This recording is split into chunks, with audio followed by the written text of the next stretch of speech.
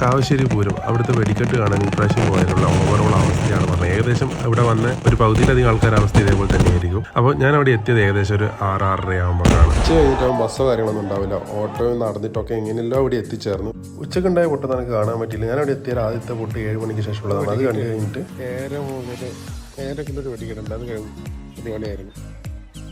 ഇനി ഉച്ചക്ക് 1 മണിക്ക് 2 മണിക്ക് അങ്ങനെയൊക്കെ ആയിട്ടാണ് 3-4 വെടിക്കെട്ട് ഉണ്ടെന്ന് തോന്നുന്നു.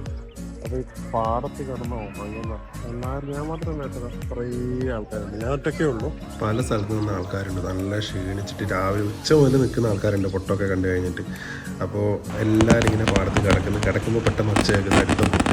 അപ്പോൾ അടുത്ത പൊട്ട് കാണുന്നതാണ് കേട്ടോ. അത് കണ്ടു കഴിഞ്ഞിട്ട് പിന്നെ അപ്പോഴൊന്ന് പിന്നെയും കിടക്കും. ഒരു പൊട്ട് കഴിഞ്ഞിട്ട് ക്ഷീണത്തിൽ എല്ലാവരും ഇരിക്കലും കിടക്കലൊക്കെയാണ്. അത് കണ്ട് ഇങ്ങനെ തന്നെയാണ് ഓരോ പൊട്ട് കാണുമ്പോൾ നമ്മളിങ്ങനെ ഗാലറിയിലിരുന്ന് കാണുന്ന പോലെ ആ പാടത്ത് കിടക്കുന്നതാണ്.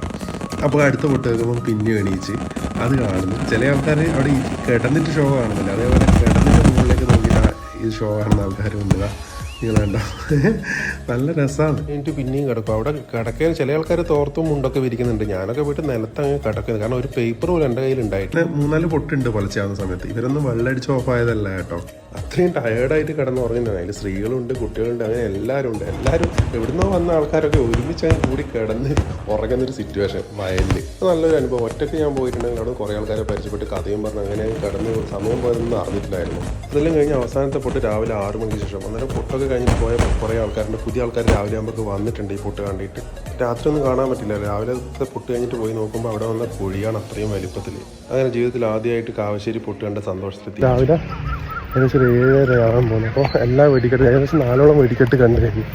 ഇനിയിപ്പോൾ ഏകദേശം 3 കിലോമീറ്റർ നടന്നു. ബസ് അങ്ങ് ദൂരം കുറേ ആൾക്കാരുണ്ട്. അപ്പോൾ പാടായിരുന്നു തൊട്ട് ഇങ്ങനെ പല വഴി ഇങ്ങനെ കയറി കിടന്ന് ഒറ്റക്കാണ് ഞാൻ നടന്നു പോകുന്നത്. രസമാണ്.